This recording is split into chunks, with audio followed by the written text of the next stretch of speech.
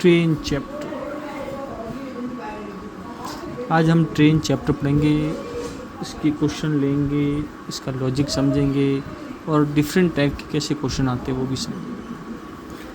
हमने ये सबसे इम्पोर्टेंट फॉर्मूला तो पढ़ा होगा डिस्टेंस का, दूरी, टाइम इंटू स्पीड होता है। दूरी बराबर समय इंटू गति।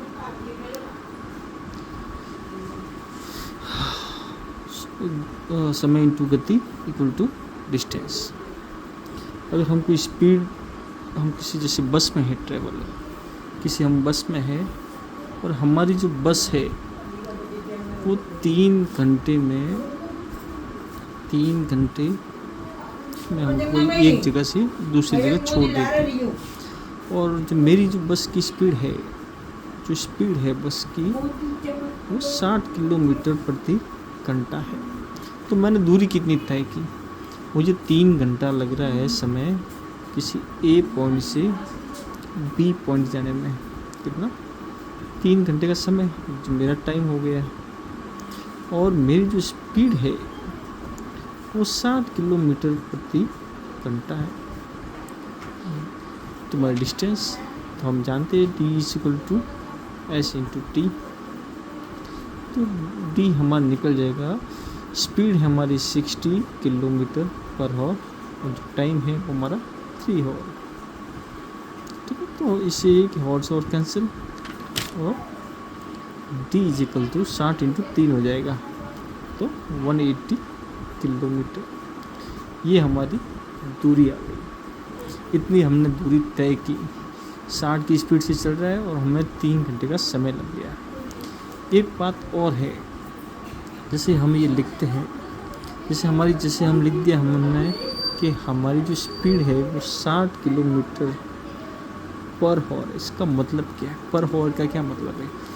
इसका ये मतलब है कि हम 1 घंटे में 60 किलोमीटर चल रहे हैं। आप समझिएगा, पर आवर का मतलब क्या है कि हम 1 घंटे में 60 चल रहे हैं। तो हमें 3 घंटे में हम कितना चलेंगे? 3 आवर्स × 3। इसलिए इसको ऐसे लिखते हैं कि 60 किलोमीटर पर आवर मतलब 1 घंटे में 60 चल रही है, तो 3 घंटे में 180 किलोमीटर चलेगी। अब जैसे हम देखो कुछ पॉइंट लेते हैं। पॉइंट नंबर 1, जैसे train crossing a pole, a man and post. अगर एक ट्रेन किसी पोल, एक आदमी खड़ा है या कोई पोस्ट है, उसको अगर क्रॉस करके जाती है तो हमारा उसका फॉर्मूला क्या बनेगा? जैसे देखो आप जैसे ये हमारी एक ट्रेन है, ये हमारी ट्रेन है जिसकी L1 लंबाई है, L1 है और जिसकी स्पीड जो है वो S1 है। हमारी ट्रेन है वो इस डायरेक्शन में जा रही है, L1 जिसकी लंबाई है, S1 जिसकी स्पीड है और सामने खड़ा कोई एक व्यक्ति है या कोई पोल है कोई, तो वो उसको क्रॉस करके जाएगी। हालांकि ट्रेन की लंबाई के सामने उस आदमी की लंबाई तो नेग्लिजिबल है, कुछ है ही नहीं। उस व्यक्ति की लंबाई क्या होगी, लेकिन वो आदमी जो है वो खड़ा है, वो स्टैंडिंग है और ट्रेन उसको क्रॉस करके जा रही है। तो कुछ फ़र्क पड़ेगा क्या? कुछ फ़र्क नहीं पड़ेगा। तो हमारा उस जगह हमारा फॉर्मूला क्या होगा समय का? तो हमारा टाइम का क्या फॉर्मूला होगा? T1 L1 और S1, इसकी जो लंबाई वो कुछ है ही नेग्लिजिबल है, 0।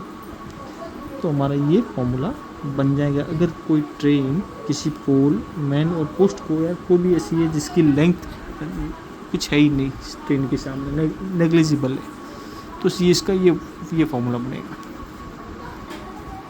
अब पॉइंट नंबर 2,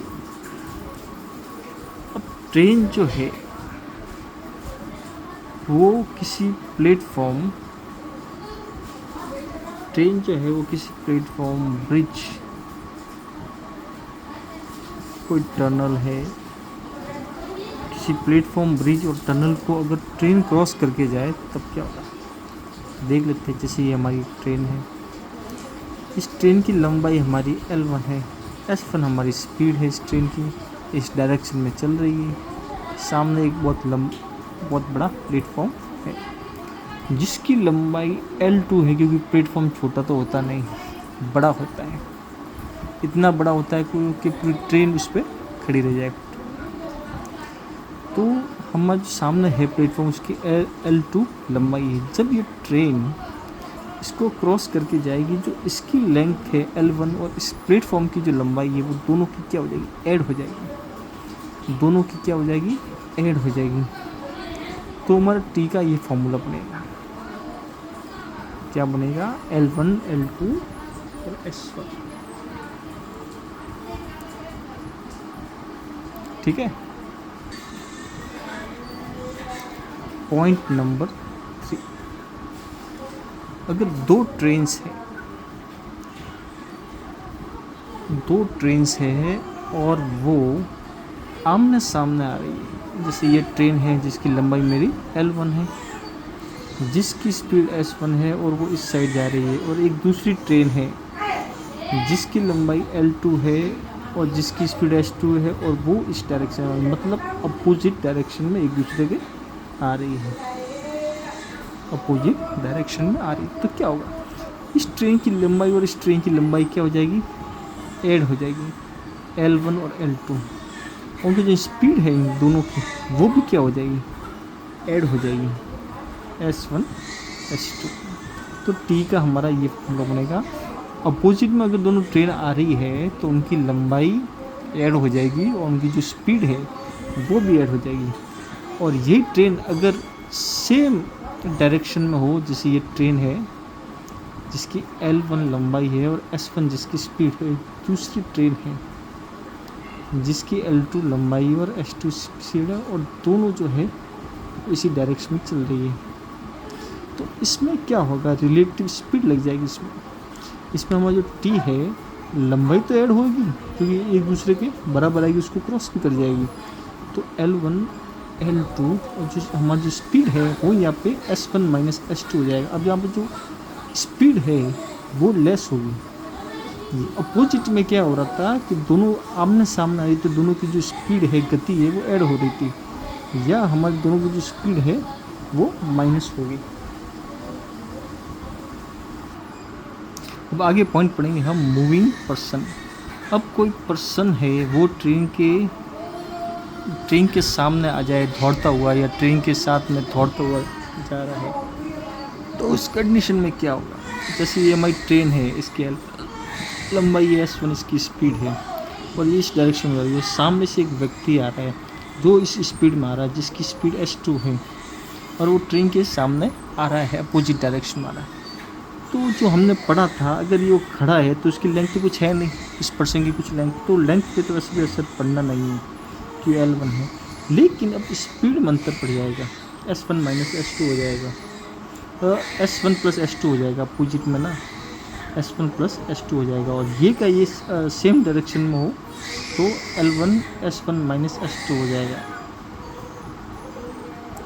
ठीक है, ये पॉइंट, इसके कुछ क्वेश्चन भी हम सॉल्व करेंगे ताकि वो आपको अच्छी तरह से समझ में आएगा। प्लीज़ आप चैनल को सब्सक्राइब कीजिएगा ताकि मैं इसके बड़े क्वेश्चन आपको एक टॉपिक में समझा दूँ, जिससे आपको कहीं और सर्च करने की ज़रूरत ही ना पड़े।